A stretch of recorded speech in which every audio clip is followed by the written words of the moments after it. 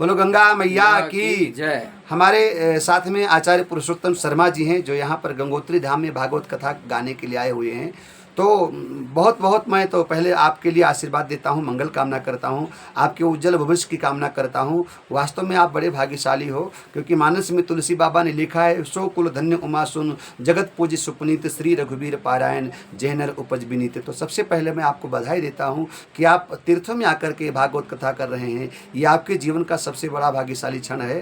तो और मैं आपके माता पिता को भी वंदन करता हूँ, प्रणाम करता हूँ, जिसने आप जैसे सुपुत्र को पैदा किया कि आप इस लायक हैं। और साथ में इस वीडियो के माध्यम से मैं जजमान परिवार को, श्री सुनील शर्मा जी, उनकी धर्मपत्नी श्रीमती ऋतु शर्मा जी और पूरे परिवार के लिए मैं मंगल कामना करता हूं कि जिनके माध्यम से आप यहां तीर्थ में कथा करने के लिए आए हुए हैं और जिनके द्वारा आप यहाँ पर आए हुए हैं गंगोत्री धाम में। और मैं आपको बताऊं कि आपके द्वारा मैं यहाँ पर आया हूँ। मैंने एक छोटा सा आपका क्लिक देखा था फेसबुक पर, तो मुझे लगा कि हम भी थोड़ा चलें, तो आपके द्वारा मैं यहाँ पर आया हूँ। तो मैं आपका भी बहुत बहुत आभार व्यक्त करता हूँ कि आपके कारण मैं यहाँ पर आया हूँ। तो मैं ज़्यादा कुछ नहीं कहना चाहूँगा, लेकिन मैं आपसे केवल 2 शब्दों में जानना चाहूँगा कि आपको यहाँ का कैसा अनुभव लगा और आपका मन लगा कि नहीं लगा। भविष्य में फिर कभी तीर्थों में कथा गाने का मौका मिले तो आप वहाँ जाना चाहेंगे, और आपका सबसे बढ़िया पसंदीदा तीर्थों में से कौन सा स्थान है?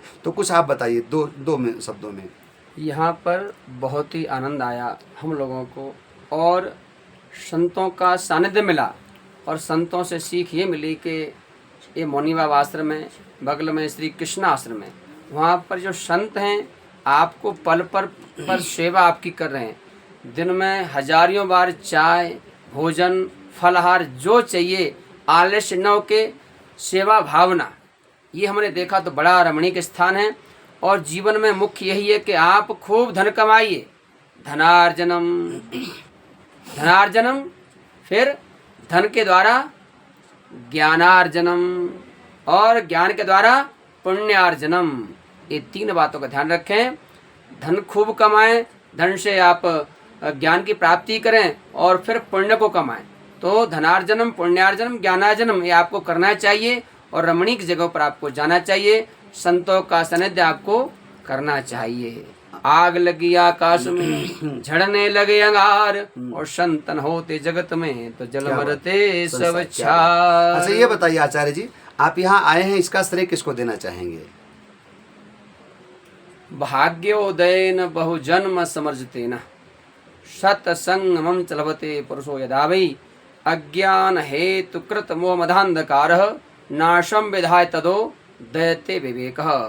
हमारे जो कर्म होते हैं, क्रियमाण कर्म, संचित कर्म और प्रारब्ध, तो हमारा ही पूर्व जन्मों का ऐसा कोई संस्कार है जो हमारा पुण्य उदय हुआ है, और इसका श्रेय मुख्य तो हमारे यजमान सुनील शर्मा, ऋतु शर्मा के लिए जाता है, जिन्होंने सबको साथ में लेकर के दिल्ली से और बस लेकर यहाँ तक आए हैं।